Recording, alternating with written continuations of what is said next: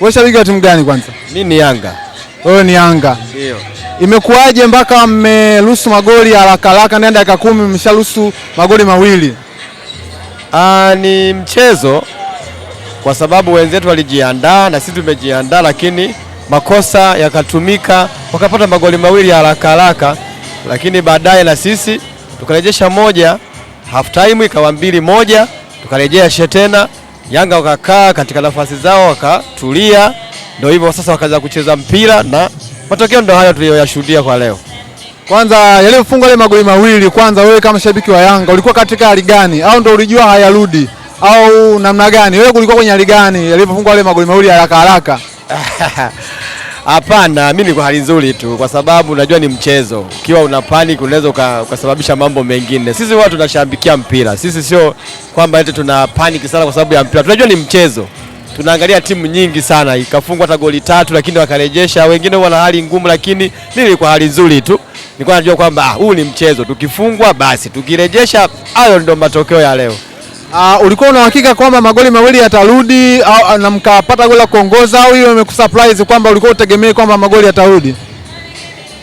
Baada ya matumaini kwamba wamerudisha goli moja ikawa 2-1, nikajua hapa game inaweza ikawa draw au tukashinda sisi, kwa sababu Yanga wali maintain mpira, wakawa wanao wanamiliki kwa wingi sana, wakawa mpira wanao wao wenyewe wanashambulia. Nikajua kwamba tutarudisha na tutapata ushindi, basi imekuwa sare ndo.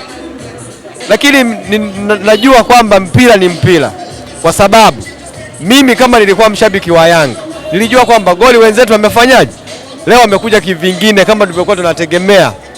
Sasa hivi wako vizuri wenzetu, wanacheza mpira, wanajituma, na Yanga nao sasa hivi nao walipoona magoli mawili wamepigwa haraka wakajiuliza tunafanyaje, lakini sasa hivi imekuwa 2-2, basi ndio imekuwa hivyo. Kwa hiyo haya matokeo umeyapokeaje? 2-2 maana yake sasa hapo kama ni gap kwenye pointi 5 pale limepungua, umepoteza pointi 2, maana yake mpaka sasa umemzidi pointi 3.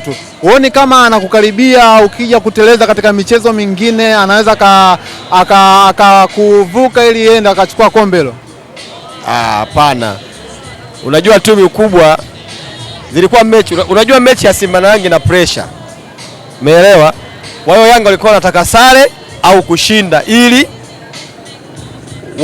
wawe na pointi nyingi zaidi ya Simba, lakini leo wametoa sare. Hata kama tumewazidi pointi 3, kama wakishinda sisi tunashinda, itakuwa gap lipo pale pale. Je, sisi tuna mechi kubwa ya Azam. Hiyo mechi itakuwa ya ushindi kwetu au ya kuchukua ubingwa tutajua, lakini timu zilizobaki hizi ni mteremko, tutajua tutapata ushindi tu, wala hamna shida pale. Mechi ilikuwa inatupa ugumu ni ndio hii. Kwa sasa sisi tumeshapata pointi 1, tunashukuru Mungu. Tunajiandaa na mechi zinazokuja tutakuwa kwenye hali gani, lakini sisi tunajua kwamba mechi zinazokuja mbele yetu tutashinda, ishara Mwenyezi Mungu alikuwa pamoja na wachezaji wa Yanga pamoja na mashabiki. Tuiombee timu yetu, tutazidi tutapata pointi 3. Kwa hiyo sasa mechi inayokuja kwetu ni finali, lazima tupate pointi 3. Ikiwatokea sare wenzetu wakashinda, basi tutajua mbele ya safari kwamba itakuwaje, lakini Yanga najua wana jambo lao, mambo yameshakuwa mazuri sasa hivi, mechi ya pressure imeshaisha hiyo. Kwa hiyo tuna pointi 3 mbele, kama tukakutana sisi ni finali, ni kupiga na kupiga, wala hatuna shida sasa hivi hapa. Sawa, tukumbushe jina lako, sema unaitwa nani? Samueli, shabiki wa Yanga. Nashukuru sana. Asante.